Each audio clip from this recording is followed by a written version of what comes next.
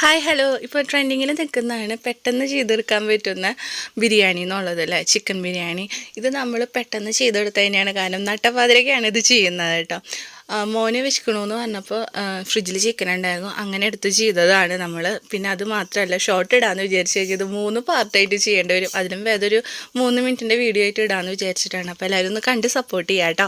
അപ്പോൾ ആദ്യം തന്നെ മസാലക്കൂട്ടിന് വേണ്ടിയിട്ട് മുളക് പൊടി, മഞ്ഞൾപ്പൊടി, കുരുമുളക്, ഗരം മസാല, ഇഞ്ചി വെളുത്തുള്ളി പേസ്റ്റ്, ആവശ്യത്തിന് ഉപ്പ്, പിന്നെ ഒരു നാരങ്ങയുടെ ഫുൾ നീരെടുത്തിട്ടുണ്ട്, അതിൻ്റെ പകുതി മാത്രമേ ഇപ്പോൾ ആഡ് ചെയ്യുന്നുള്ളൂ. പിന്നെ സൺഫ്ലവർ ഓയിൽ അതും ആഡ് ചെയ്തതിന് ശേഷം നന്നായിട്ടൊന്ന് മാരിനേറ്റ് ചെയ്തിട്ടൊന്ന് മാറ്റി വയ്ക്കുക. ഒരു വെടിക്ക് 2 പക്ഷി എന്ന് പറഞ്ഞ പോലെ 2 ഗ്യാസ് അടുപ്പിൽ നമ്മളിപ്പോൾ ഇത് ചെയ്യാണ് കേട്ടോ. പെട്ടെന്നല്ല ചെയ്തെടുക്കുന്നത്. അപ്പോൾ ആദ്യം തന്നെ ബിരിയാണി പോട്ട് വെച്ചിട്ടുണ്ട്. അപ്പുറത്ത് നമ്മൾ വേറൊരു പാത്രം കൂടി വെച്ച് കൊടുത്തിട്ട് റൈസ് വേവിച്ചെടുക്കുകയാണ് ചെയ്യുന്നത് കേട്ടോ, അതും പകുതി വേവിൽ.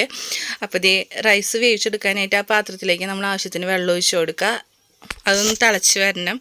അതിനുശേഷം ബിരിയാണി പോട്ടിലേക്ക് ആവശ്യത്തിന് തന്നെ നെയ്യാണ് ഒഴിച്ചു കൊടുക്കുന്നത്.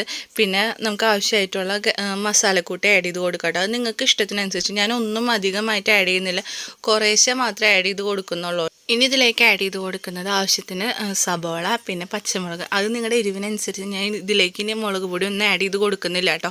പിന്നെ മല്ലിയിലയാണ്, മല്ലിയില ഇല്ലാത്തത് കൊണ്ട് അതിൻ്റെ തണ്ടാണ് ആഡ് ചെയ്ത് കൊടുക്കുന്നത്. പിന്നെ ഇഞ്ചി വെളുത്തുള്ളി പേസ്റ്റ്, പിന്നെ നമ്മൾ തക്കാളി ആഡ് ചെയ്ത് കൊടുക്കുന്നത്. അത് നന്നായിട്ടൊന്ന് വഴണ്ട് വരട്ടെ. അപ്പോഴേക്കും അപ്പുറത്തതേ വെള്ളം തിളച്ച് വരുന്നുണ്ട് കേട്ടോ. ഇതിലേക്ക് നമുക്ക് ആവശ്യമായിട്ടുള്ള മസാലക്കൂട്ടുണ്ടല്ലോ, അധികമൊന്നുമില്ല, പറഞ്ഞതുപോലെ ആവശ്യത്തിന് ആഡ് ചെയ്ത് കൊടുക്കുക. പിന്നെ ആവശ്യത്തിന് വേണ്ട ഉപ്പ്, പിന്നെ നെയ്യ്, അതിനുശേഷം റൈസ് ഇട്ട് കൊടുക്കുക. റൈസിന് ഞാൻ വെള്ളം അളവിനല്ല കേട്ടോ, നമുക്കിത് പകുതി വേവിൽ ഇങ്ങനെ ഊറ്റിയെടുക്കുകയാണ് ചെയ്യുന്നത്. പിന്നെ ബാലൻസ് ഉണ്ടായിരുന്ന നാരങ്ങാനീരും അതും നമ്മൾ ആഡ് ചെയ്ത് കൊടുക്കുന്നുണ്ട്.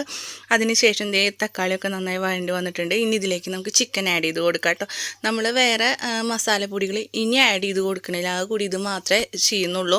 അതിനുശേഷം നമുക്കിത് മൂടി വെച്ചിട്ട് അപ്പുറം ഇട്ടിട്ട് മറിച്ച് നന്നായി വേവിച്ചെടുക്കുക. അതിനുശേഷം റൈസും നന്നായിട്ടൊന്ന് വെന്ത് വന്നിട്ടുണ്ട് പകുതി വേവിൽ തന്നെ. അത് നമുക്കപ്പോൾ അത് ഊറ്റി മാറ്റി വയ്ക്കാം കേട്ടോ. അതിനുശേഷം ചിക്കൻ അപ്പുറം ഇപ്പുറമൊക്കെ മറിച്ചിട്ടതിന് ശേഷം നന്നായിട്ട് വെന്ത് വന്നിട്ടുണ്ട്. ഇനി നമുക്കിതിലേക്ക് കുറച്ച് വെള്ളം ഒഴിച്ചിട്ട് ഒന്നും കൂടി നല്ല രീതിയിൽ തന്നെ സോഫ്റ്റ് ആക്കിയിട്ട് നമുക്ക് വേവിച്ചെടുക്കാം കേട്ടോ. ഇനി ഇതിലത്തെ വെള്ളം ഒന്ന് വറ്റിയൊരു ഭാഗമാകുമ്പോൾ വേണം നമ്മൾ ഇതിലേക്ക് ആ വേവിച്ച് വെച്ചിട്ടുള്ള റൈസ് ഇട്ട് കൊടുത്തിട്ട് അതിൻ്റെ മുകളിലേക്ക് ആവശ്യത്തിന് നെയ്യ്, അതുപോലെ തന്നെ കുറച്ച് ഗരം മസാല പൗഡർ ഇല്ലേ, അതും അതിൻ്റെ മുകളിൽ നന്നായിട്ട് ഇങ്ങനെ വെതറി കൊടുക്കുക. പിന്നെ ഒരു പാത്രം വെച്ചിട്ട് അടച്ചു വയ്ക്കുക. മാക്സിമം ഒരു 5 മിനിറ്റ് അത് മതിയാവും.